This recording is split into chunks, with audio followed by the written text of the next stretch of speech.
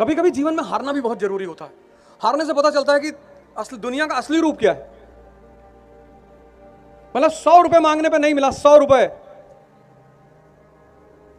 दिल्ली में गुरुद्वारा है बंगला साहिब, कभी कभी वहां खाना खाए। 7 महीने ऋषिकेश रहे। हमारे पिताजी आए मिलने, हमने कहा क्यों मिलने आए हो? अब मैं कुछ नहीं करूंगा। बोले बहुत अच्छा, मैं तो तुमसे पहले ही कहता था कुछ ना करो। तो उन्होंने पैसा वैसा दिया मुझे, कहा तुम पैसा रख लो। हमने कहा नाहक में दे रहे हो, अब तो चेक बाउंस हो चुका है ना, अब तो क्या फायदा, क्यों लगा रहे हो मेरे ऊपर पैसा? तो उन्होंने मुझसे कहा कि बेटा जब तक मैं जिंदा हूं तब तक मैं आके तुमको पैसा दे के जाता रहूंगा।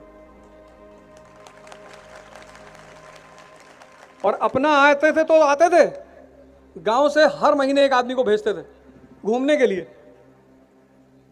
पैसा फंड करते थे, कहते थे जाओ, और फिर उससे कहते थे बहाने से मेरे लड़के से मिलना, और फिर 2-4 हजार दे देना।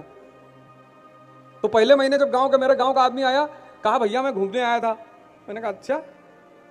कहा भैया आ रहे थे तो बाबूजी का है कि 4 हजार और दे देना। ठीक। फिर जब दूसरे महीने का आदमी फिर घूमने आया, तब तो मेरा दिमाग ठनका। हमने कहा तुम कैसे आए? कहा भैया मैं घूमने आया था। मैंने कहा तुम्हारा खानदान पूरा गांव आज तक तो घूमा नहीं, तुम गांव के एक कोने से दूसरे कोने तक गए नहीं, तुम ऋषिकेश घूमने आओगे? नमक चाट कर पानी पीने वाले आदमी तुम। मां बाप की बहुत इज्जत किया करो, बहुत। मतलब वही 2 लोग हैं ना जो तुमको अकारण मदद करें, बिना मतलब। बाकी कोई एक गिलास पानी पिलाएगा तो कुआं खुदवाएगा तुमसे, यह सूत्र याद रखना।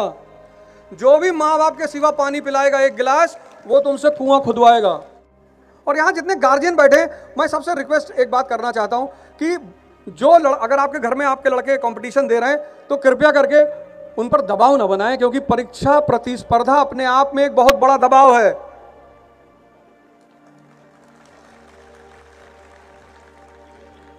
आपका बच्चा जब आपको फोन करे शाम को कि पापा कैसे हैं, कह दो बहुत अच्छे, 100 करोड़ की डील हो गई है। हाँ ठीक है, तुम्हारी 2 शादी कराएंगे, चिंता मत करना। लड़ाई में उत्साह काम आता है। बहुत सारे माँ बाप को मैंने देखा, वो फोन करेंगे तो बोलेंगे भैया गाय चोरी हो गई, भैया रतियम गए हुए हेराई गए। सर ये लड़ाई है, लड़ाई। जब शाम का किसी का बच्चा अपने घर पे फोन करता है ना, तो एक बहुत बड़ा सपना लेकर फोन करता है वो कि मेरे माँ बाप मुझे उत्साहित करेंगे, क्योंकि बाकी तो कोई करेगा नहीं।